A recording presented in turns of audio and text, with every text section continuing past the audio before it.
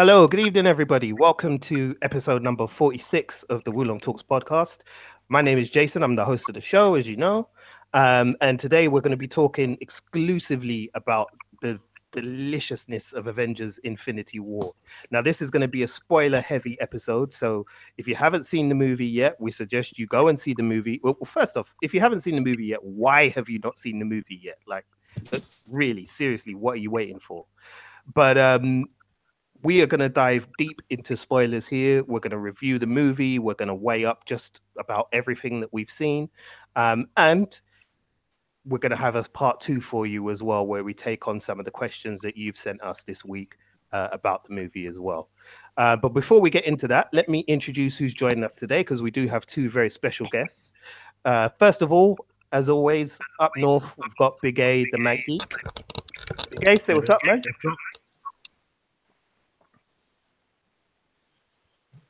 No, he's gone quiet. You hear that? See, it's not always me. It's not always me. Yeah.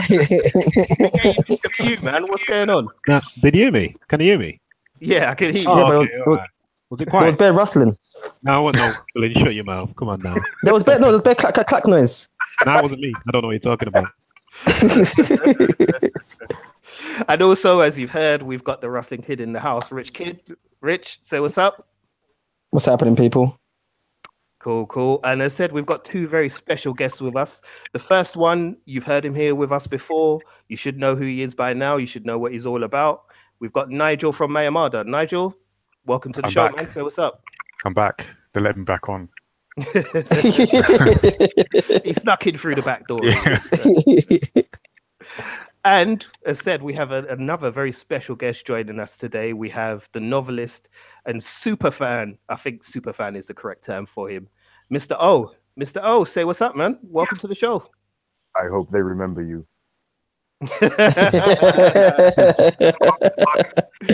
Hey, yo, listen, people are going to remember this, man. This shit is epic. But because this is the first time we're hearing from you, just give a little bit about, who you are and what you do and what brings you on to this Avengers Infinity War discussion. My name is Mr. O. That stands for Beasted Originality Happen, and I'm anonymous writer from London, and I am here because I am a Marvel geek, nerd, whatever you want to call it. I am involved. I have been waiting to talk about this for time. Let's do this. Well, it sounds like you're ready, sir, and we're ready. So you know what? Let's just get into it, man. Sod it. As you know, listeners, we usually do like a little roundup to say what we've been doing this week. But frankly, I think the only thing any of us have been doing is Avengers Infinity War. And so let's just dive into it, man, for real. So everybody, if we go around the table, if I could just get like your initial thoughts on the movie.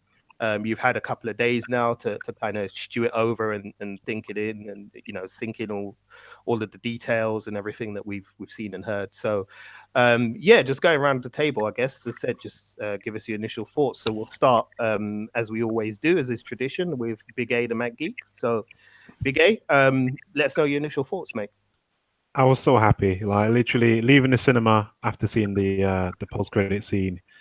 I was just smiling, man. I was like, it's gone, and the 10 years bleeding up to it was just like, I thought it was just a really good way to celebrate the MCU and 10 years of it with a film that big, and to masterfully juggle all those characters. Some films can't even juggle 5 characters, and I don't want to compare it to DC, but I just did just then. Wow, we're there already. I thought we were going to save that. There's multiple characters, and multiple like little storylines that all like converge, and it just did it so well. And also, not only that, on top of that, it was a film about the villain, and I like that when you kind of get to see like the villain's motives, and it's more than I want to destroy the universe or rule the world or whatever. It was more than that. You know what I mean? He had legit reasons in his mind. He's the good guy. He's not the bad guy. And you kind of get where he's coming from in a way, but what he's doing is wrong. But I just love the whole thing, man. It was totally worth it, totally worth the wait, man. And I'm so glad it's it's here, man. It's just dope. I thought it was a dope movie. Amen, bro. Amen. Mr. O, I mean, I know you're chomping at the bit, bro. So, yeah, said just give us your kind of initial thoughts and takeaway from the movie when you saw it. I was, yeah, it's like Alvin said, I left the cinema like happy, very, very, very happy that again it was from the villain's perspective. So you kind of with him because he had a motive for it, and it wasn't necessarily take the world and destroy the world and be the last person standing. It was based on something, kind of like how a lot of people recognized with can't remember Michael B. Jordan's character's name, but Killmonger. Killmonger. How that went out of my head, I'll never know. Infinity. Loved it. Everything, managed to get everyone in and give them their time and move around the world the way they did, and the team ups. I was just blown away to follow all of these films into this one thing. And sorry to throw this in, but I love saying it, that nothing like this in film has ever been done before. And I was in from Iron Man all the way to the end. So to see all of this, I'm taken by the whole thing. So it was just amazing. Yeah, agreed, man. Agreed. Nigel, how about you, man? Yeah, it was epic from the opening scene to the very end. I think I guess in a sentence, they pulled it off, in my opinion. Like you guys were saying, it's so many characters, and before the film was kind of a wonder, like, are they going to be able to make like any sort of coherent story with so many characters, so many stars, so many egos, and they managed to. They did it. Yeah, yeah. I think that's one of the things that's most astonishing about it is the amount of characters that are in this movie and how they've managed to juggle it. Rich, how about you, man? What was your like initial thoughts on the movie overall? Yeah, I left it. I left the cinema just like really, really liking it, dude. Like I mean, obviously there's a couple of things I will always question and feel a bit feel a bit sad about, but it's an infinite. Like, listen, I've been waiting for something like this from when Infinity Gauntlet first came out. So, like I always say, whenever I've seen superhero films where I see like this, what Marvel, the MCU have been doing for the past 10 years, I've only ever dreamt about this. So to see a character like Thanos on screen, like fuck me, man. Like I was happy, man. I was very, very happy with it. That's it. It's literally just that, man. I watched it in a cinema with about 10 other people on a Wednesday night. Literally the cinema was empty. I was actually quite shocked. And yeah, it was just like the best feeling, man. I really can't knock it, man. No doubt. I think like when I went to go and see it, I think it was about maybe halfway through that I realized that my mouth was hurting. And I was like, why is my mouth hurting? And I realized it was because I just had a stupid cheesy grin on my face like the whole time from the moment it started. Because from the moment the movie started, I was just in, and literally I was doing that thing that I don't always do, but I do when I'm into something. And it's when I completely black out and forget that there's everybody else around me and it's just me and the movie. And I had my two hands underneath my chin and my elbows on my knees, and I was sitting forward in the chair. When I came out of that cinema, I had backache because I'd been sitting in such a stupid angle because I was so engrossed by everything that I was seeing on the screen. It was just crazy, man. Absolute crazy. But yeah, I guess we might as well kind of start at the beginning and start with arguably the biggest character in the movie, in Thanos. Now, we were warned, like Kevin Feige, the president of Marvel Studios, warned us, like, this guy is the biggest and baddest villain you guys are ever going to see in the MCU. And from the moment the movie started, we got introduced to him, and it was like, yo, curtains. Because I felt like, to me, it kind of felt a bit like when I first saw Darth Vader for the very first time in Star Wars. I got chills, you know, and I'm familiar with the Thanos character from the comic books, and he's always kind of done that for me in the comic books as well. So the fact that they were able to do that in the movie was for me just an amazing achievement. Um, Alvin, what did you think about how the way the movie started in terms of just kicking off like almost immediately after Thor Ragnarok? Did you find that to be quite seamless, or did it feel a bit weird to be just kind of dropped straight into the movie like that? For me, it didn't feel. I know they wanted to start off with a bang, and they literally did. It didn't feel too weird because I know for a fact that there's definitely a little bit of time before, the scene towards the end of Thor Ragnarok, the mid-credit scene, and the actual ending of Thor Ragnarok, before like the credit titles. There's actually a period of time in between there. So there are some characters that we don't see from Thor Ragnarok in this movie who probably survived. So that's like Valkyrie and Korg and Meek. But yeah, it was a good place to start. It was interesting, and some fucking cool stuff happened straight away, and it just kind of set the tone for the whole thing because it just didn't stop from there, especially from the "we have a Hulk" moment and that fight, and Hulk being taken out was just like when you take out one of the biggest weapons, you're fucked. Everyone's gonna get rushed. So I was just, oh man, it was just so sick to see. And you had to have him like deliver like a chilling kind of like monologue, you know what I mean, to kind of say how much of a badass he was and what he did to Loki as well, and how he knew that was coming. It was just like, yeah, this guy's fucking. Not only is he bad, he's fucking calm about it as well. You know what I mean? So he's got his shit together. That's what really got to me as well, was the calmness of him throughout that opening. There was a cold kind of calculation to what he was doing, and that's what I absolutely loved. Because again, if you're familiar with Thanos, that's kind of his thing. But sorry, go ahead, Mr.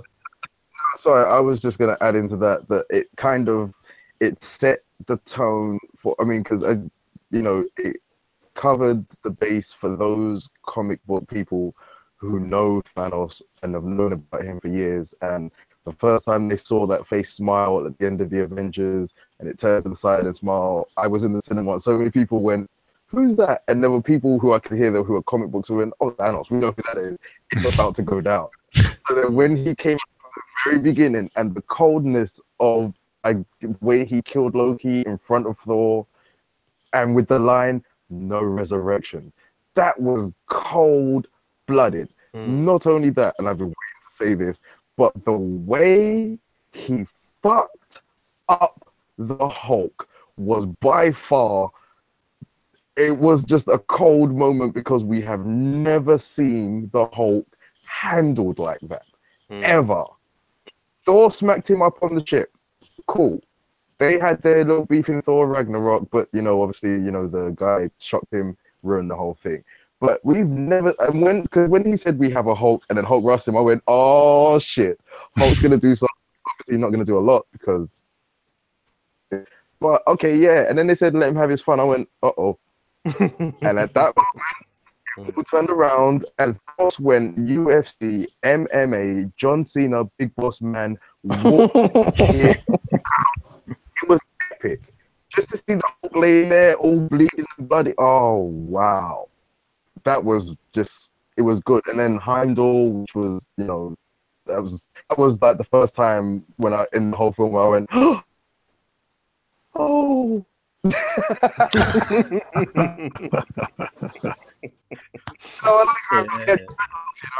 had the dreadlock Avenger. It was cool. And, he was the first to go. It's always the black guy is the first one to go. Well, to be fair, I think Idris Elba was quite happy to get out of his Marvel contract anyway, because he's not been happy with it in general. So they probably did him a favor anyway. But yeah, that was kind of cold. The way the man just stabbed him up one time was just like, that was a mistake. Bang! Stabbed him in the heart. I was like, raw. Okay.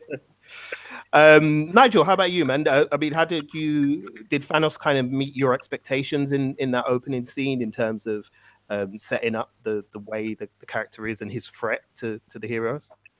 Yeah, I mean, so I had to adjust my expectations in that first scene because I kind of thought there'd be a little ramp up. So, you go to the cinema, you sit down, you take in your surroundings, you go through the first few minutes of the film, and then something happens. That's what I was expecting, but that didn't happen. We went straight into it. So I didn't get any time to rest. Just okay, he's just taking people out, and he's just grabbing Thor like he's nothing, and the Hulk comes and he's smashing up the Hulk. Okay, we're in it. This is it. It's happening right now. So I think from that early bit, they just set the tone immediately, and it was good the way they did the battle between him and Thor, because like Mr. O was saying, you sort of thought, okay, so obviously Thanos is somebody, but they've got the Hulk, so that's gonna sort of measure up to him. But what's the guy's name? The one from the Black Order. Ebony Maw? Yeah, when he just like held him back, so just let him have his fun. It's like, oh, this ain't gonna go how I thought it was gonna go, because that guy's calm. Thanos is kind of calm. Wait, what don't I know? And then he just like switched up on the Hulk. So I think that just set the tone as like, if you had any doubt that Thanos is a formidable opponent, let's just set that straight in the first 5 minutes. So yeah, I like it. They didn't waste any time, just setting the tone and getting into the film. Absolutely. Rich, I've saved two geeky questions for you as our resident comic book geek and know-it-all. So question one to you is, with regards to that scene with Hulk and Thanos, do you think, because this is something I've seen floating around online, but I'd be interested for your take, do you think Thanos was using the Power Stone at the time that he fought the Hulk? And leading on from that, did you regret not seeing Thanos in Xandar getting hold of the Power Stone to begin with? Yeah, I was actually going to say that. So it's weird because as much as I'm happy with the film, there's things that I wish as a comic book fan, there's things that I wanted to see, because obviously, like, I'm a fan of the MCU, but then where I'm like, I've read the comic books as well, and I'm familiar with the Nova Corps or the Nova Corps in the comic book. So I wanted to see how they'd be portrayed again in this thing, and how they would have been taken out. So I did feel cheated. I felt cheated that we never saw what happened to Xandar. That's number one. And because essentially they are the police force of the galaxy. So I wanted to see how this guy is going to take him out. Because the last time it took was it Ronan? Yeah, Ronan the Accuser with the Power Stone as well. So I wanted to see what, considering that Thanos didn't have the Power Stone, how he would have basically, or how him and the Black Order would have actually just raised hell on Xandar to get that stone. So I'm upset that I didn't see that. And I felt a bit cheated that it was told in just passing. Now, between him and the Hulk, I think is one of those things where you're always going to have, like, is always going to be up for debate.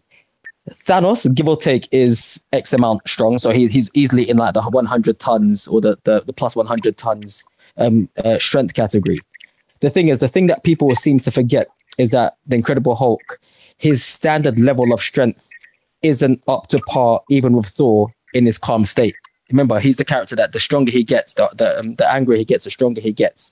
So when he entered this fight with Thanos, I think it was just him being a cocky fuck, where he's literally just spent the past couple of years, he's handed Thor his ass a couple of times. He's had the fight in an arena. He's had a fight with a big dog in Thor Ragnarok, and then like this guy with like Peter Core says, this guy with a purple face and like a scrotum for a chin comes along, and he's like, just another one to add on the bedpost, and he just goes in there like just not expecting that. And to be fair, I don't think Thanos was using the Power Stone. I just think that that scene alone perfectly sums up Thanos in how he handles that fight. It's not about strength. It's about basically just seeing what that other person's capable of doing. And once you figure that out, it's just saying, okay, then cool, I know what you're about, and I'm just going to work you. This was the intergalactic version of Floyd Mayweather versus Conor McGregor. You know that first, when the first round, I'm like, I know I'm kind of going off tangent, but like everyone's going, yeah, McGregor's got a hard punch, and I was fooled as well. I'm a McGregor fan, and then he came in, and McGregor threw some jabs on Mayweather's face, and it was just like tap tap, and then they go to their corner after their first round, and I was like, shit, I'm actually happy I didn't bet money on this because I would have been a broke man, and that just sums up how Thanos deals with everything. Like he's just somebody that's 2 steps ahead, and even if he's not 2 steps ahead, he's able to adapt to the situation, and I love that. But do I think he was using a power stone? No, I don't think he needed to. I think he's just that smart, and that's the reason why I think Corvus Glaive basically just says, yeah, let him have his fun. He's been in the sidelines. He knows what this is about. So yeah, he didn't need a power stone to handle the Hulk. Cool. Fair enough. Well, thank you for clearing that up, man. As said, like, it's hard for me to add anything to what you guys have said. You pretty much have nailed that opening on the head. I mean, I think we all expected Loki to die, but the way that it was done, the brutality of it. Not that quick, though. He didn't even make the credits. Yeah. I thought he made the credits. The opening credits. The brutality of it did shock me, because I went to a second showing because I've seen the movie twice, listeners, because that's how I roll. And in the second showing, there were a lot of kids because I went early in the morning, and I kind of glanced to my left and I saw a couple of parents like covering kids' eyes when Thanos choked Loki to death.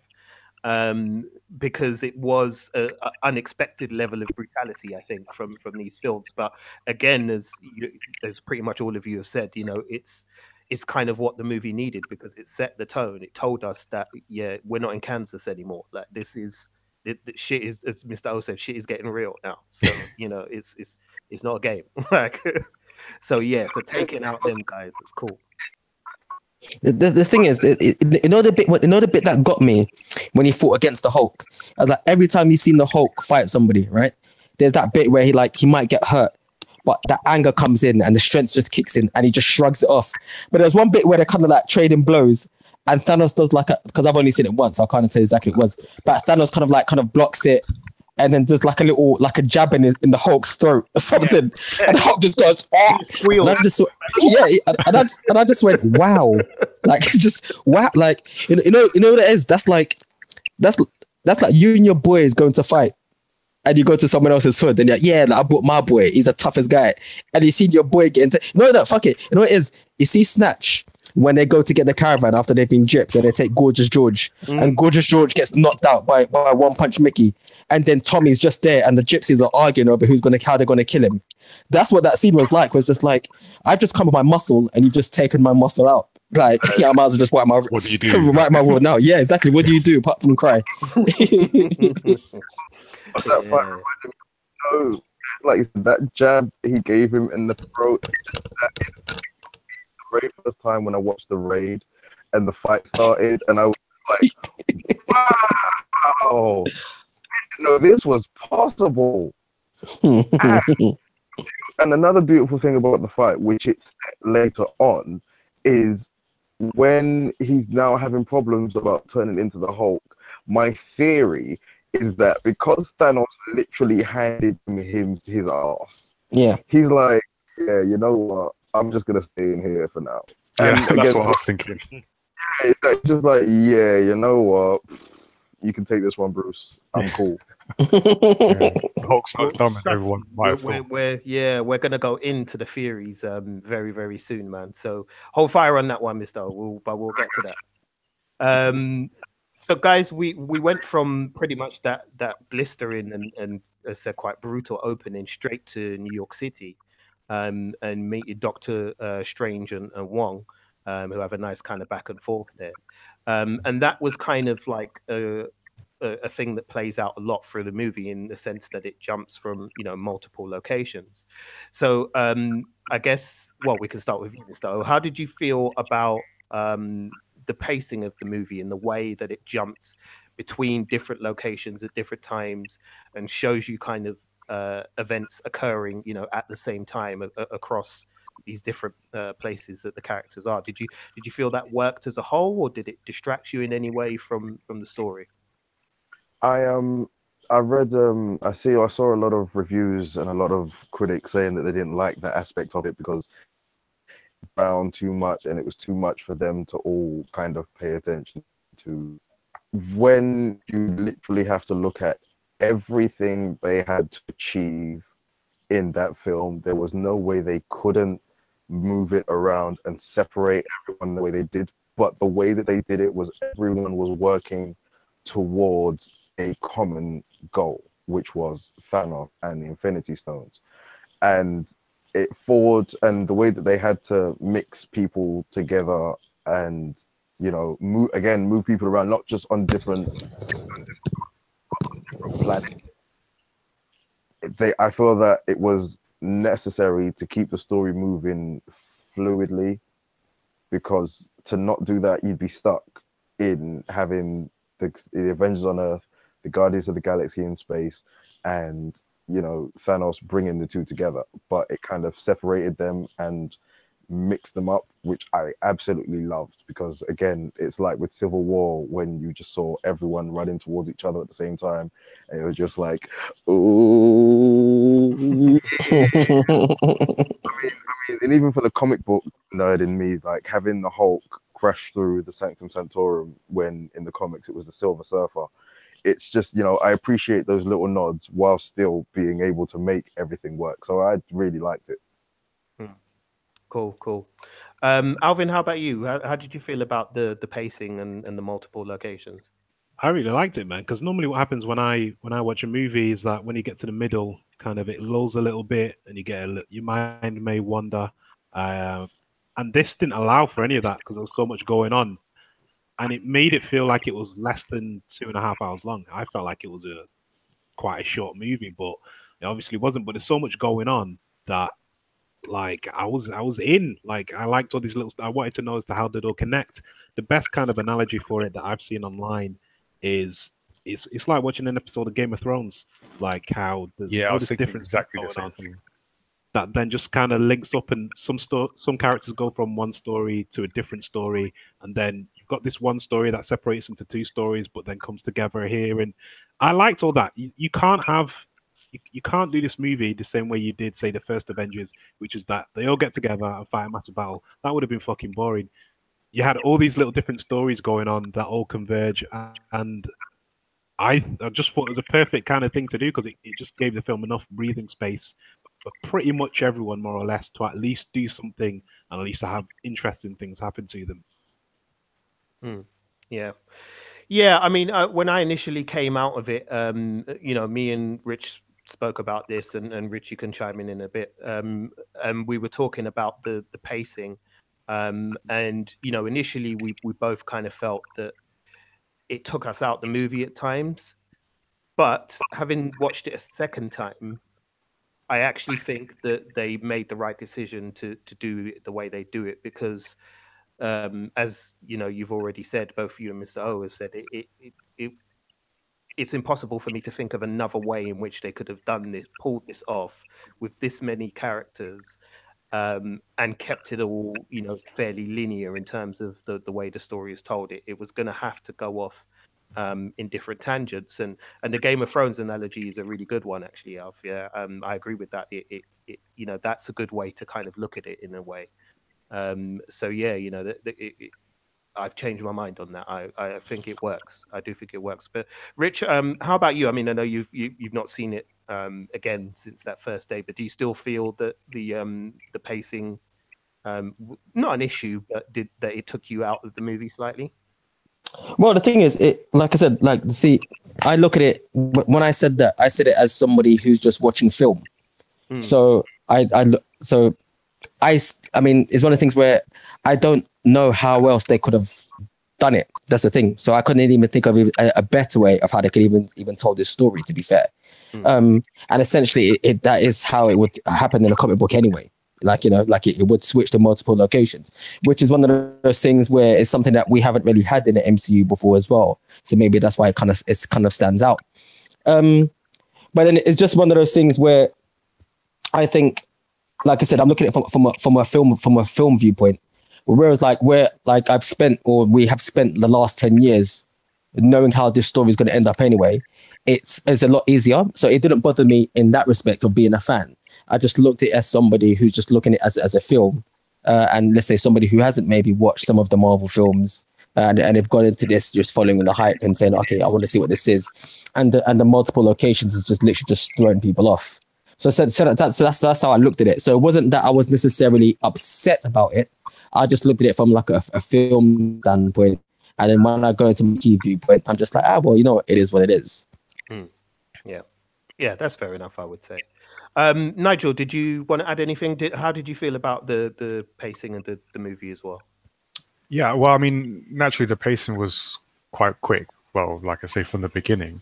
I think with the switching locations, it's one of those things that you then come into the comparison between comic books and movies, where there's things you can do and have been done naturally in comic books for, since the beginning, that your average movie audience has to kind of now come to terms with this film and possibly others more so. So Alva mentioned that the Game of Thrones thing. When I was watching it, I just got that sense like I was watching an episode of Game of Thrones, and how they had the challenge of having to deal with so many characters all spread out in different places and still weave together a coherent story from that. So that was something I was expecting and kind of, how are they going to handle this? But I was okay with it. I think one of the things I've noticed in comics, how they handle it. I mean, it's easier to do in comics anyway, switching, from one panel you're in one part of the galaxy, another panel you're in on the other side, it's fine. But one of the strategies they use with comics is they'll link dialogue together with scenes. So you might have a character end a particular scene with a line that then links to the next scene in a different location.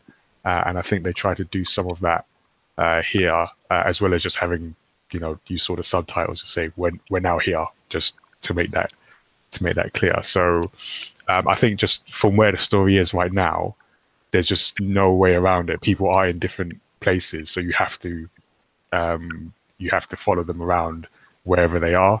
And I think they did a decent job of trying to link together sort of one character in this part of the universe with another across the way. So I was okay with it. Cool. Fair enough. Yeah, sounds all good to me. Yeah, let's move on, man. Boy, well, this is this is one of the fun questions that I've been itching to ask you guys. What were some of the standout scenes for you, and the scenes that really kind of like got your hairs on end and goosebumps on your arms? Because for me, this movie felt like a 2.5 hour highlight reel, and that's not to be negative about it. That's just because there's so much stuff that I was geeking out on so many different levels as a movie fan, as a comic book fan, as a Marvel fan, as an MCU fan. They've managed to pack in like so much. So Rich Kid, we'll start with you, bro. What were some of the scenes that still stand out to you now? That Hulk fight, obviously that stands out. You know what? To be fair, it was a lot of the emotional stuff really stood out to me, like those scenes. I think we're all going to choose quite a few similar things. So I'll just say a couple, then I'll just chime in if someone else is going to say something that I would have chosen. But the bit where Thor and Rocket Raccoon are going to go and basically, forge Stormbreaker, and Rocket Raccoon ends up having that little man-to-man talk with Thor. And it's just that range of emotion that Thor's going through, where it's like it just felt like a mixture of sadness, fear, and anger. And it's not something that we're basically accustomed to seeing Thor do. Like, he's very much been that warrior who doesn't understand, and then now he's that warrior who's got that little bit of humor that keeps him going. And just the minute when you see him basically get everything he's ever wanted, all he's ever wanted to do is just to be king of Asgard anyway and have his hammer. He's had all of that stuff taken away from him, and then he kind of like got like replacements for it, so he didn't end up being a loser in the end. And then just as he's found that happiness, it gets taken away from him again, and it gets taken away from him in the worst way possible, where he literally was not able to do anything. And it was that helplessness that it was that helplessness that we've never seen. Like there's that bit where Rocket Raccoon is just basically like, but didn't you say that this guy just beat you before? And then you see that little bit of like that little spark of what makes Thor, where he's like, yeah, but he's never beat me twice. And it doesn't make sense, but you know where he's coming from. But even after he says that, he wipes the tear away from his eye. And it's like, fucking hell, that was just intense, man, you know? Yeah, when he says, what more have I got to lose? And then Rocket's like, I've got everything to lose. That was cold. And you're like you said, Rocket's had those moments, because in the second Guardians of the Galaxy, when him and Yondu they have their little moments of, they're alike. So Rocket's quite emotional, and for him to have that with Thor, who's literally just lost everything. It was so definitely that scene got me. Is it okay if I jump, because I'm only going to do two, because I know I can rattle on sometimes. Is it okay if I choose just like the one of the scenes at the end that happens for me, that really got me? So it's the bit where everybody's basically just turned to dust or disappeared or whatever it is you think has happened, and Captain America sits down and he just goes, my God, that got me, because you've never seen Captain America like this. Like what I saw there is basically somebody who's like, we've lost. That's it. Whenever you've seen Captain America, like there's a reason why Captain America is the leader of the Avengers. Like, you know who he is? He's like Beckham. He's like what Beckham was on on the Manchester United team or the England team. He's not the best player, but when he's on your squad, there's that little bit of vitality and that little bit more energy where you just give that little bit more. The same thing, like, like in Avengers Assemble, when they have the battle and Tony Stark basically goes, okay, Captain, you're up. This is what you're good at. In Avengers Age of Ultron, the bit where they're all protecting like the little handle thing for the island of Sokovia, and then basically when Ultron's asking him, how do you expect to pull this off, and Iron Man basically just says, yeah, like the old man said, we'll do it together. So he has that thing. So for him to, and he says it like he just kind of like sitting down, and he just kind of just, as he says it, if I remember correctly, he kind of has this kind of like a slump, and he just says, my God. And there's a running theme throughout all of the Avengers movies, not the MCU universe, but just the Avengers movies. So in the first one, you've got basically what in the comic books, as Guardians are considered gods, but in the MCU, they're just basically like a higher version of humans, give or take. The same way how they describe their science is like basically you call it magic, but it's just our version of science. So you've got that level of somebody trying to attain godhood, and that's in Loki, right? And there's that bit where Captain America says the whole thing of like, you know what, I don't believe that man's God, or says something along the lines of like, I don't think God addresses like that, or he doesn't wear horns, and he's referring to Loki being all extravagant and stuff like that. And then you've got the second Avengers movie where they fight against another thing, which is the evolution, or what can be considered the evolution of the human race. In Ultron and Vision, and you've got basically one person who's now being created who is a step up from the human race, and the person who created that person is trying to play God, and he wants to attain that next thing. And then you've got this person who comes in and he attains that godhood. So he's won, and there's nothing he can do. And so that bit where Captain America just says, my God, he's just lost. And that really, really got me, because at that point I was just like, wow, like if he's given up, or if he's down and out, then he's basically gonna pick up everybody's spirits. So those two scenes really, really got me. Yeah, man. Well, you got us off to a good start there, man. Nigel, how about you, bro? Yeah, actually, well, on the Captain America thing, when I went to see it in a cinema, and he made his first appearance, there was actually a cheer that went around the cinema for Captain America. So that was like a big moment where, and I think just that sequence itself where you had they were in Scotland, and you had Scarlet Witch and Vision sort of on the run from as members of the Black Order, and these two like formidable sort of opponents where they weren't just taking them out easily. They were being matched, and even it looked like they might be like bested. And then all of a sudden, Captain America shows up, and he has Proxima Midnight just dash the spear at him, and he just catches it. It's like, oh, that moment. It's like, okay, we're fighting back now. So I think that was a big moment. And then from there, like the cheer just went up, and everyone was like, yeah, let's fight back, and let's see what the good guys can do from this. Yeah, that was just brilliant. That scene, the way it was framed, the way it was like put together and stuff was just brilliant. And it was the same for me as well. In the second showing I went to, like people went nuts when Captain America stepped out of the shadows. Like yeah, people were crazy. That was, I think, I'm trying to think like there's so many that I think if I'm gonna also skip to the end and just when basic Vision's death.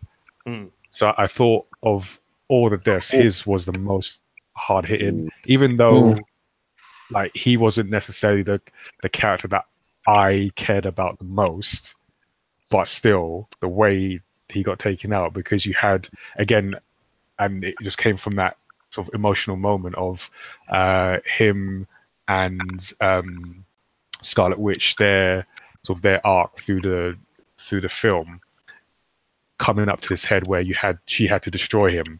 So you already had this highly charged emotional moment where she's trying to destroy or has to destroy the person that she loves. So you've already got that when she does it, and then using the time stone to pull him back. So then you've got that moment of hope, like, oh wait, no, he's back alive. Oh, but wait, he's now Thanos has got him, and not only has he got him, like he ripped that stone out. Like I mean, you guys right, like like kids on Christmas Day where they just like rip up the presents. There's like no care to the packaging. And I need to get at what's inside, and then they just dash the packaging aside. That's what it was like. You just grabbed him, just take this stone, like whatever. I've got some brain or I've got some bits. But that don't matter. Man's brain done. Yeah, I'm just gonna grab, because like to Thanos, this is Christmas Day, like, and I just pulled this thing. I need the stone. Dash the packaging to the side. Like, wow, that's how he's been taken out. Okay, but yeah, so that was just like a tough moment to have that, coming from a already emotional place, to be given the hope of him being brought back to life, and then just being discarded in that way. So essentially, he died twice. That was the fucked up thing about it. He died twice. It was like imagine that. Like, because to me that got me as well. Because the look in his face when the time stone does bring him back. Yeah. And he just sees Thanos standing in front of him. You're just like, what? Wait a minute. Yeah, that was fucked up. That was definitely effed up. And he didn't just like put his two fingers in and then pull. He put his finger in the top of his head and then scooped it and left a big impression, and then just like yanked it like, yeah, thank you. He did that like he was scooping out the last grains of rice from the bowl. I love that. Thank you. Yeah. And as you said, Nigel, like a kid on Christmas, just dashed away the wrapping. Like after you got it don't matter. Yes. We're here for the stone. Yeah. Alvin, how about you, man? Was there a standout scene for you? The fighting Thanos on Titan, and it's the bit where he kind of like looks back at that like moon in the sky, and then he just makes a fist, and he's using the Infinity Gauntlet to like pull down rocks from the planet, and using the Power Stone and the Space Stone at the same time to kind of teleport them into Titan so they fall to the ground. It was just fucking. I was just like, it gives you a proper good idea as to like he's almost like limitless power. Yeah, you know what I mean. So just like it was, because I wasn't expecting it, because I'd heard something about someone mentioned that one time on the internet and I read it somewhere, but they didn't describe it like that. And then when I saw it, I was like, shit, this guy means fucking business. And then it was just ultimate freaking power. And then also, this is just something that I like. I just like seeing all the time because I think it's cool. I call it hand jazz, and it's what Doctor Strange does when he's Yeah. like doing Oh, something yeah. else. All the cool shit he does with his hands. I call it hand jazz. I don't know what else to I like call that. it, but I like if you watch the Blu-ray of Doctor Strange, they actually hired a guy to kind Yeah. of choreograph the moves for his hands, and this guy does finger dancing and all this kind of weirdness. But yeah, anytime I see Doctor Strange do something with his hands, I'm into it. And yeah, so yeah, all that Titan shit was really cool as well, and also just finally having it confirmed that the Red Skull was alive, or alive in a Oh. way, because when I saw Captain America: The First Avenger, when I first saw it, I thought, oh, he's dead. But when I saw it on Blu-ray, and that, I'm like, it doesn't seem like he's dead because he's not disintegrated. It looks like he's been transported. And then when I saw Avengers, and you see that the Tesseract is a doorway, I was like, yeah, it definitely got transported somewhere. And just to have that finally confirmed, and to see him and see what he's evolved into, was just like, I wasn't expecting it. So when he came out of the shadows, I was just like, fucking hell, it's the Red Skull. Finally, some confirmation about that. And then yeah, it was just cool seeing that as well, man. But yeah, there's plenty more freaking moments. Like Nigel was saying, the Cap moment. I lost my shit, like, because it had the theme as well. You know what I mean? When Yeah. I was just like, oh yes, you know what I mean? And also, it's just the fact that Proxima Midnight was looking, going, what's behind that train? Who's that? And then when that happened, it was fucking. I'm actually gonna go do some push-ups now. You just get me gassed, bro. Yeah. That music just made me look for my lighter, like, oh yeah, let's do it. Something's starting. Let's go. Yeah, man. Trust me. I said there's just so many scenes of it. Mr. O, how about you, man? Was there anything that really kind of got the hairs to stand up for you? I mean, there's, as we said, there's loads. The problem with asking me now is every scene that has come before me, I've wanted to say about. I think I'm gonna go for my two. See, I want to have three, but okay, my two is the moment when Thanos and Gamora go to get the Soul Stone, and like I just said, like knowing that the Red Skull was still alive, having that payoff ever since that film, because I was like him, he didn't get disintegrated, he sort of was sucked into wherever the power was sending him. But then to not have that touched in, Winter Soldier, Civil War, even up to, so then leaving it up to now, I was like, I did actually shout out, oh, it's the Red Skull! And people looked at me and I would look at them like, okay, I wish you would look at me. This is Infinity. That whole scene, one with him, finding out Red Skull's still alive, but then like the emotional moment when Thanos was crying and Gamora was like, who are you though? Do you even care about anyone? Look at you. All you do is just be powerful. And then the Red Skull goes, he's not crying She's for like, him. yes. And the moment her face was like, yeah, well, you were... Oh. Yeah, I see what's happening here. And then there was that moment where he didn't just like grab her and throw it. He grabbed her like a note, like he was taking a child to the dentist who didn't want to go to the dentist. And she was hitting him, and it was slow motion, and then they had that long shot, like a 300 shot on the end of the cliff, where you could just see them walking to the edge, and then it was just like, oh, dude, don't do it. And even as he threw her, she was reaching up like, don't, oh. And then they showed her laying there dead. It was like, oh, she's definitely gone. Again, it was one of the emotional deaths for me. Emotional moment, and then he ended up with a soul stone. Being like, he'd do that, don't even get the soul stone. That's me because, and I was hoping the Red Skull was kind of trying to con him, and then that's just me going off into a tangent. I think my last bit, because I was gonna choose the whole Titan, because when he found out that was deep, because he ruined the whole fucking thing. But my second one that I'm definitely gonna choose is the last moment when Thor up in Wakanda left every fucking thing through the Stormbreaker power of each power stone that Thanos threw a beam at him that was showing the light from each and every stone. The Stormbreaker went through it and hit him in the and still hit him in the chest, showing you that Stormbreaker is not just some bitch ass weapon. And then not only that, it was the sinister way that Thor put the thing in his chest and he said, I told you were gonna pay for that. Yeah. That was like, hell yeah. You killed my brother in front of me. I went off and I built some mad shit and I'm gonna throw it at you and then hit you in the chest. And I was like, Thor's done it. Thor saved the day. And Yeah, he did. And then Thanos looked at him and said, you should have gone for the head. And he did the thing too. He looked, you should have hit me in the head. I went, what? I didn't even have time to register the click until after I heard it. Because then everything went white and I went, oh, he did it! I said that out loud. People jumped around me, popcorn in the air a little bit. The person sitting next to me jumped out of their seat.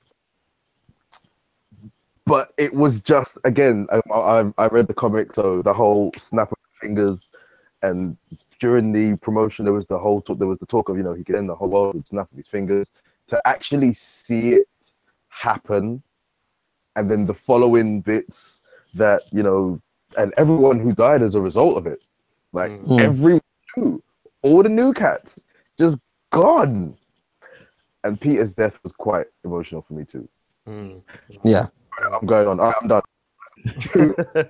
That's cool, man. That's cool. I mean, yeah, there was a lot of emotional deaths. I mean, definitely Gamora and the situation with her and Thanos, and the Red Skull reveal was amazing. And that whole scene, the way it was acted by the two of them, by Josh Brolin and Zoe Saldana, was just perfection. Brilliant. Like, brilliant writing, brilliant acting. It was just fantastic the way it was done, Yeah. Can I add one less emotional one?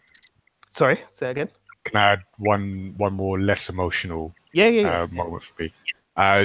Just like the introduction of the Guardians of the Galaxy, where you had the Rubber Band Man playing by the Spinners.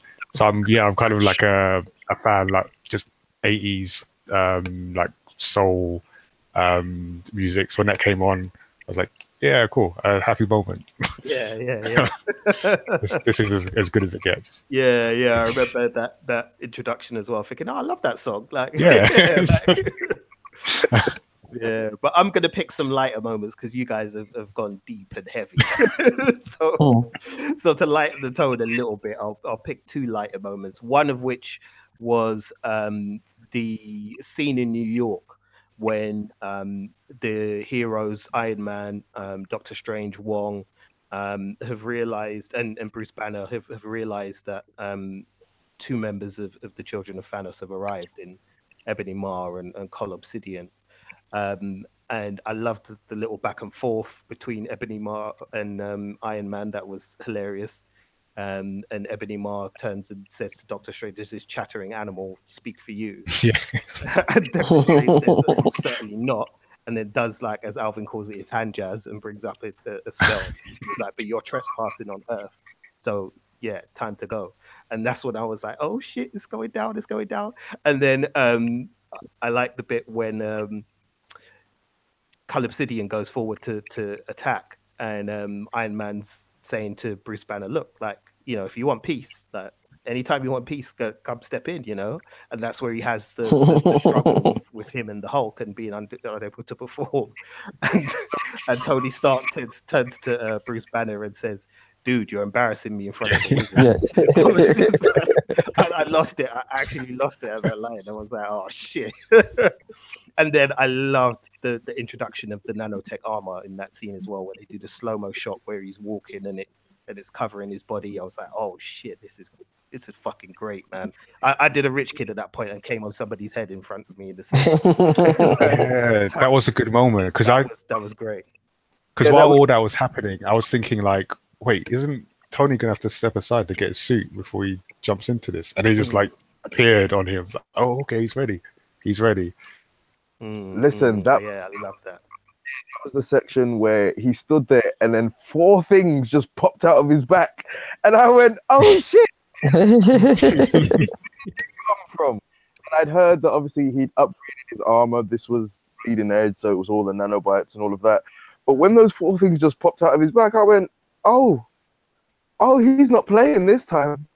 Tony does good suits, but this new thing, yeah, I like it. Well played.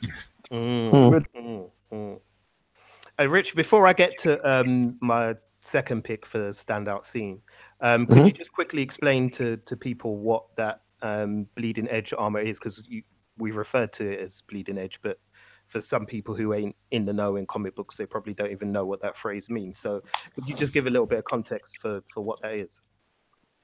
Yes, so the bleeding edge technology is basically, like you said, it's nanotechnology. And it's one of those things where anything that Tony Stark can think of, it can basically become it. So for example, the bit where he changes his hand into a cannon. So it's as close to man being machine and machine being the man without them being the same thing. So it's almost a symbiote technology. And I actually think he based some of it off the Venom symbiote in the comic books, if I remember correctly. I could be wrong. And it's one of those things where it's like I said, you can basically do anything with that suit, but it's within the only limit to it is that it has to be. What's the rule behind it again? Like, for example, he wouldn't be able to transform himself into a truck. So have you guys seen Big Hero 6? Yeah. Okay. So you remember how the little nanobots work for that hero creates, but you have to have a certain amount of bots to be able to create a certain type of thing. And there's a bit at the end where he keeps on making the villain create a tower until he gets to a certain height, and he actually runs out of nanobots. So essentially, that's how the suit works. So it's one of those things where it's like the suit just doesn't grab something from out of the air. Let's say the bit where he's having a fight, and I think is on Titan when he's fighting against Thanos, and the suit creates like something to make him more stabilized in the ground, so he doesn't get pushed back. That's the suit grabbing. That's the suit grabbing a part of another suit from another part. Let's say from his hands or something like that. So it is the best. It is like easily one of the best, but it does have its limits. So essentially that's how it works. I love that suit. That's easily one of my favorite suits, and I got really upset when they got rid of it in the comic book. Cool, man. Thank you for the explanation. So yeah, the last scene is probably, it's not even a scene, you know. It's a moment. It's literally a moment. But I think Rich Kid knows what I'm gonna say. It's when they're during the Battle of Wakanda, and the Outriders are kind of throwing themselves against the shield. So they come up with the idea of opening the shield to let some of them in towards them, so as the Outriders can't outflank them and come behind them. So, you know, T'Challa kind of tells Shuri, look, get ready, we're going to open the shield. And they get ready for their charge. And then the shield opens and the Outriders come flooding in. And you know, T'Challa says Wakanda forever, and then they all start charging towards the Outriders, and you know, he says, you know, Shuri, like, do it now, and opens the shield, and then you get a shot of like a group of people running. So you see, you know, Black Panther and Captain America, and you see like this whole group of the Wakandan forces running towards the Outriders, and then as the camera kind of tracks along with them and zooms out, you realize that Captain America and Black Panther are fucking running like Usain Bolt and fucking like, miles ahead of everybody else. And I was like, holy shit, like these two were running. Like, everybody else was running, they were running. And then they jumped over that little stream, that lake. Like they didn't even run through it, they just both jumped over it and dived straight into the middle of the Outriders. I was like, oh, I'm done. That moment for me was just crazy. But yeah, the thing is, the thing is, I remember like I came in the next day because I saw it. Like I said, I saw it at 12 o'clock. And remember, that's on that Thursday that I saw you. Remember, that's the only thing I said about the film. All I said to Jason was like, "Bruv, Captain America and Black Panther running. That's all I'm gonna say." and then you know what? And then I just sat down and like I have one of those minds where when I sit down and I don't have a lot of things to do, my mind just runs. And I was like, I wish I could, because I wish I could be good at computers. Because you know what I would do? I'd actually have that scene of Captain America and Black Panther running, and I would superimpose Tom Cruise running from any one of his films, and just have those three running together, and I think it'd be perfect. Like, I'll tell you, someone's going to do a meme of that soon. You know. Yeah. Someone's going to do a meme of that. But before we go into the next one, I'll tell you one other scene that really, really got me, and I'm not sure if anybody actually saw this, but this made my heart fucking skip at least 3 beats. The bit when Doctor Strange is fighting against Thanos, and he uses the Crimson Bands of Cyttorak to hold him back. I was like, fuck what you heard.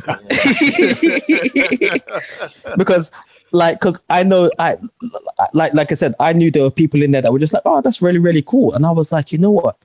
It's those little tidbits that just keep on reminding you that the universe is a lot bigger.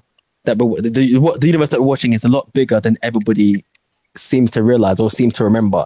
And there's the same little things that they mention in Doctor Strange as well. So the bit where Baron Mordo gets the staff of the Living Tribunal, and you get those little mentions, but obviously, like, just seeing he doesn't even mention it's the Crimson Bands of Cyttorak, but you know what it is, and it's just like shit. Like the Doctor Strange that we saw and the Doctor Strange that we have now, he's made leaps and bounds. So that scene really, really got me as well. Yeah, I love that scene, man. That scene was just amazing. I just wanted to add to that whole the battle on Titan, the combination of Iron Man, Doctor Strange, Spider-Man, and Peter Quill, the way that Doctor Strange was using his portals to bring them out was excellent, because there was that moment where Spider-Man was zipping in and out, was jumping on the things, and then he sort of put the grenade on the back of Thanos's back. Yeah, like he backed off with the, and then he just jumped. And then listen, and then Mantis, I was like, oh, Mantis, great. Where did she come from? Worked the whole thing, and then I want to see if this was only me. When Thanos Tony, was I the only one who thought, shit, this is where Tony Stark goes? Yeah, not at all. Well, no, it was, I thought that. Not at all. I thought that as well. Yeah. Just because there's this, obviously, there's the big talk of, you know, heads are gonna roll. Who knows who's gonna be here? Who's coming back? But I actually thought that was it, and he was gone.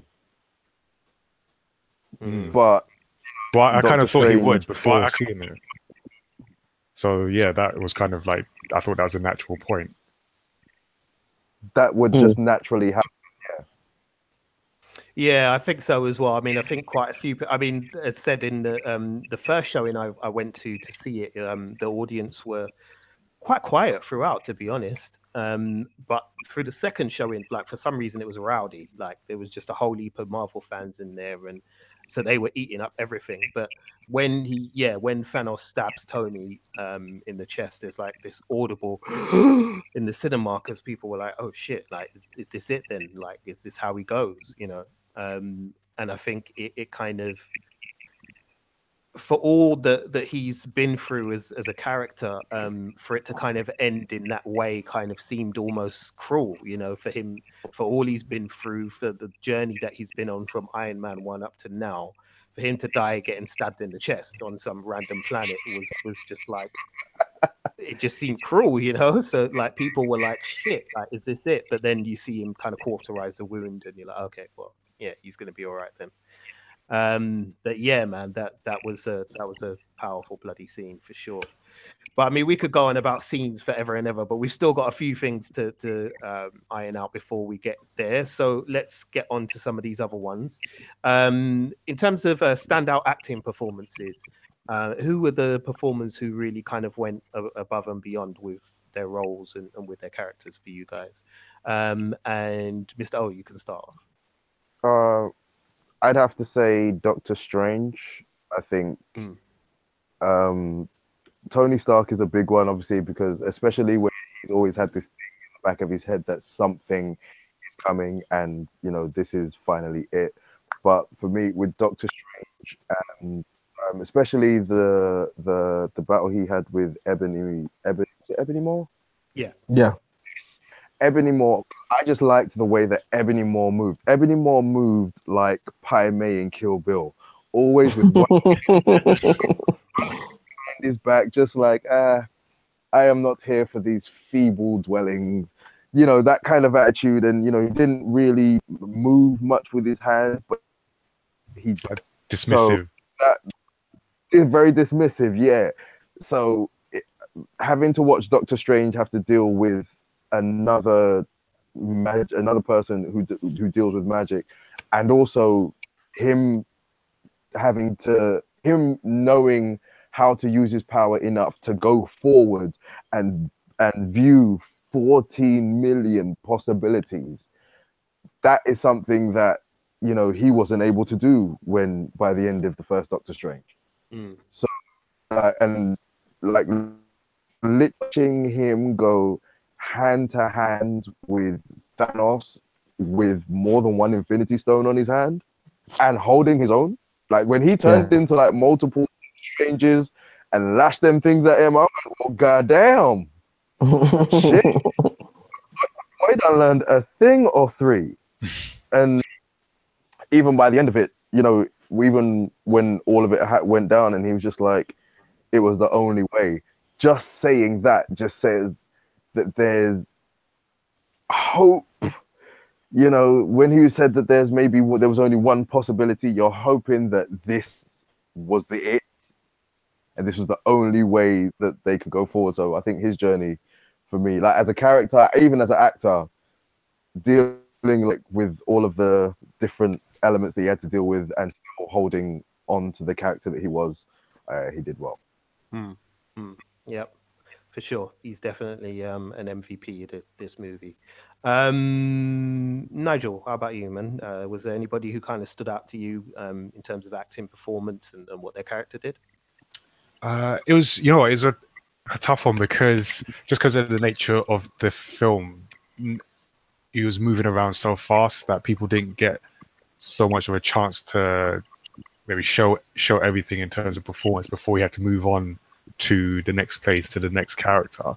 Although I agree with Doctor Strange, but I think what I would say is Thanos himself, because that was actually one of my biggest concerns going into the film, where you've got this thing or I've noticed this thing, especially with comic book movies, where the villain can be a letdown. And for me, your hero, your story is only as good as the villain, the challenge that they're up against. So when I see a villain that is just like a pale imitation of the hero, or even worse, a villain that's just this CGI, almost CGI strawman, just there to sort of be pounded on at the end of the film, I was worried about Infinity War, seeing the trailers and seeing Thanos as potentially just a CGI villain. And I'm only saying this because Alvin already brought it up, but Justice League fell into this category, like, disappointingly, where you had the main villain there really not about anything. And I mean, the CGI wasn't great anyway, but just there's no real motive. Or I mean, obviously there was a motive, but you didn't really care about the motive. He was just there to be beat up on by Superman. Spoiler alert. But so yeah, when just seeing Thanos actually acted out by Josh Brolin and given some kind of range, some kind of backstory, motivation, that you can understand why he's doing what he's doing, and why he thinks it's the right thing to do, I thought was great, and avoided what could have been a massive letdown in the film. And I think also what they did with making him sort of the focal point was a good idea, because you've got this film with so many, like I said, so many heroes, so many people to sort of see where they're at and where they're going. You run the risk of just being too distracted. Like you can't focus on any bit because you've got to give a piece to this person. You got to jump to Wakanda. You got to be back, here to see what these guys are up to. But having Thanos be almost like that constant throughout the film gave it that focus. So in a way, he almost became the protagonist of the film, and you're seeing a lot of it through him and what he's doing, and he's leading things forward, where you see the other heroes sort of reacting or preparing to counter him or to try and counter him. So I thought that was an important part of the film that kept it sort of relatively focused, and it was sort of well done by Josh Brolin. Yeah, I agree with that. Definitely happy to see a lot of Thanos. Yeah, definitely. Alvin, how about you, man? Yeah, I'm gonna have to say Brolin as well, man, because when it comes to CGI, it can get messy sometimes, and whatever motion capture techniques they used, or the nuance of a face was in there. It was like those little things like a nose flare, you know what I mean, like flaring his nostrils and that, and the way his lips moved and all this. You could tell it was all kind of like built from the ground up. Like there was definitely no kind of like. There was definitely no kind of like, cutting corners or anything like that. And they obviously cared and they put a lot of effort into it. I like it, Daddy. I like it. Yeah, so as you guys, I tried to keep it quiet, but he's just come into the room with me and he wants to lay down. Luca, you have to sleep, okay? Okay. Say good night to everybody. Good night, everybody. Okay, night. People think I'm a bad parent. It's like past 10. It's 10:30 and you're still awake. You're gonna get social. They're gonna call social services. Don't. But sorry, go on, Alvin. Continue. Yeah, as I was saying before, I was interrupted by an adorable child. Like in the eyes, the performance is in the eyes, and like especially that scene where he was crying, it didn't look stupid. Like if they did shitty CGI, it would have looked dumb. I actually felt bad for him. I was like, as soon as he started crying, I was like, oh shit, he loves his daughter. Fuck. You know what I mean? Like, he's going to throw her off the cliff. And that's where it was for me. It was all about like the performance in the face. Like, it never felt... It felt the same way for me it did with like Rocket Raccoon. It's a CGI raccoon, and but I'm not going, oh, that's an effect. I'm like, oh, it's Bradley Cooper. Like in a midget suit as a raccoon. That's what it feels like to me. It feels like it's actually there in the scene. It doesn't feel like it's slapped on. And I just think motion capture is something that we've come like a very long way with. And obviously there's things in the past that don't particularly look as good now as they did when they were first done. But you have to start with the crap to get to the good stuff. And I think we're around the area where we're getting to the good stuff, because like, doing Peter Cushing in Rogue One as Tarkin, Snoke in some aspects in The Last Jedi, and now Thanos. I reckon like we can go above and beyond with motion capture as long as effort is really put in with the effects team and the actor playing the character. Absolutely. And I mean, it is Josh Brolin. The CGI is only as good as the actor who embodies that, and Josh Brolin is he's just terrific as Thanos. He was just perfect. As you said, they did a brilliant job of capturing sort of all of his facial tics and his movements and the way that he kind of walks and things like that. It felt like him on the screen. So yeah, absolutely. For me, he would be a real standout, and because this movie really doesn't work if he doesn't step up. And he really does. Rich, round us out. Who was your sort of standout performer? See, I was trying to actually think of, let's say, maybe somebody different, just so it doesn't sound like a broken record. But yeah, but basically, Josh Brolin as Thanos. Like, I think he actually held the film together. As far as I'm concerned, like he is like the linchpin. Like I said, the way how the film was set up is just three extravagant pieces that are kind of linked, but only if you know what's going on. But the one running constant thing throughout that was this character of Thanos, and Josh Brolin just captured him perfectly. It was amazing. And you're talking about that bit where he was crying when he has to get rid of Gamora or kill Gamora. To me, it wasn't even that bit. I mean, that bit was emotional as well. It's just that realization when he realizes that it's her.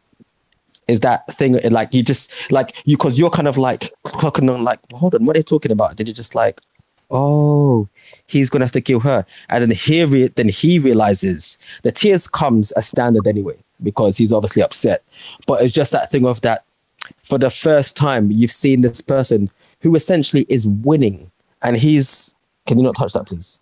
Don't touch that. Yeah, this guy's he's 2 steps ahead, not 2 steps or maybe even 3 steps ahead of everybody. But this is the one thing that he never thought, and is that look in his face where he's like, wow. And then obviously later on when he does go to see Gamora, and is that thing of like almost like that conscience thing where she's like, was it worth it? But it's just that look. He just slaps his face, and he said, ow. And he just ate a cucumber. Good night. Good night. Luca, that was cutting analysis. I don't think. Yeah. So well done. So yeah, well done, Lou. Yeah, so yeah, it's just that realization on his face when he realizes that he has to kill Gamora, and that really pulled at my heartstrings. But Josh Brolin, he easily holds this film together. Like everybody else, give or take. I'm not saying they don't do good performances, because they do. But by now it's basically what you call in like a phone-in performance. Like Robert Downey Jr. is Tony Stark, so he doesn't have to try hard. Chris Evans is Captain America, but Josh Brolin, like his portrayal could have easily sunk the ship if it'd gone either way. And is one of those things where it has been kind of like a running issue in the MCU of villains being throwaways, which has kind of been rectified, obviously, with characters like Killmonger. And Thanos seems to be continuing that trend as well, man. So, yeah. So, if I had to choose standout performance for this, definitely, Josh Brolin. Cool. Fair enough. All right, guys. Well, we've only got about 6 minutes left, unfortunately. So, we're going to have to start wrapping this thing up. But before we get to your final scores, did anybody have any negatives about the film or anything that didn't quite work for them, or perhaps didn't quite deliver what they were hoping for? Rich, do you want to go first? You know what? We've got 6 minutes left. You really want me to go, or do you want to save it to the next show? Well, no, just summarize, isn't it? Just summarize. Okay. All right. Okay. So, not seeing Xandar get decimated, not seeing Thor get taken out by Thanos, and I know this might raise a few eyebrows with some of you guys or maybe some of you listeners, but the Battle of Wakanda, I wasn't sold on that. I was happy with it, but I wasn't sold on it. It wasn't what I wanted. It wasn't what I expected. But we can go into that in the next episode. Yeah. I mean, we talked about this, me and you, Rich, and I was hoping for like a Battle of Helm's Deep type scenario from the Battle of Wakanda, where it was going to be a good 40 minutes of just pure mayhem and chaos, and I felt like we didn't quite get that. And I'm the same as you. I mean, I'm not unhappy with what we got. It certainly delivered on some levels, but and again, because of the nature of the movie and what they had to do, it's understandable why it wasn't that. But I guess the fanboy in me was just like, I wanted to really see that play out, Mr. O, how about you? Was there anything you kind of felt a little bit let down by? Listen, my name is Paul, and this shit's between y'all. I was the happiest film. Sorry, okay. And the little things that I may have felt like oh, maybe they could have added this, maybe they could have added that. I then just take a step back from that thinking, and then I enjoy the whole thing. So all the films leading up to and all their history and all of that, like I know that's what I said, and I take all of that into account, and I have to understand. The Battle of Wakanda, I wanted, like you said, a lot more just mayhem, a lot more seeing people have to use their skills to do what they need to do to survive, a lot more. But again, for everything that they had to do to get the story to flow and work, I was just a happy camper. Cool. Fair enough. Fair enough. Nigel, how about you, man? So I'm gonna speak for all the people that saw Black Panther as their first like Marvel cinematic universe experience and came to see Infinity War expecting to see more Black Panther, and there's not enough Black Panther. Like, I'm just gonna speak for those people. Yeah, so I think it's just the nature of the film where with so many people, just people didn't necessarily get a chance to shine equally. Yeah. Kind of you kind of have to expect to a certain extent. So it was disappointing to not see more of Wakanda and particularly the battle. One thing that kind of I feel it's going to annoy me more in next year with Avengers 4, but when everyone or people at random started being turned to dust, with the impression that everyone's dead, I feel like people are going to be brought back. And I think it's another thing in where it's done a lot of the time in comics, but when it comes to movies, it's a tricky thing because you run the risk of like almost cheapening the experience or cheapening seeing that people die, but then just get brought back. So I feel that's going to happen in some way. And while it's going to be good to see, because a lot of favorites of mine sort of bit the dust literally. But to see them being brought back, if they do go that way, I might feel a bit cheated. So I'm almost pre-disappointed for next year. Yeah, because I did say in a previous conversation that if Black Panther did get killed, there would be rioting in the streets. So I'm gonna give him a chance, but if I don't know when Avengers 4 is coming, if he's not brought back, I'm planning a riot. I'm just letting you guys know. I'm gonna send out invitations and everything, so you'll know when that's happening. But yeah, so I think people are going to be brought back, and it's going to be slightly annoying. Yeah.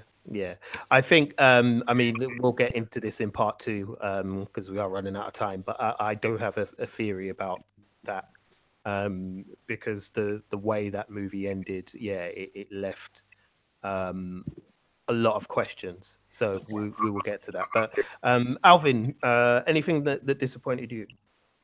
I can't say I'm really disappointed in anything, but I did think kind of like Peter Dinklage could have done better.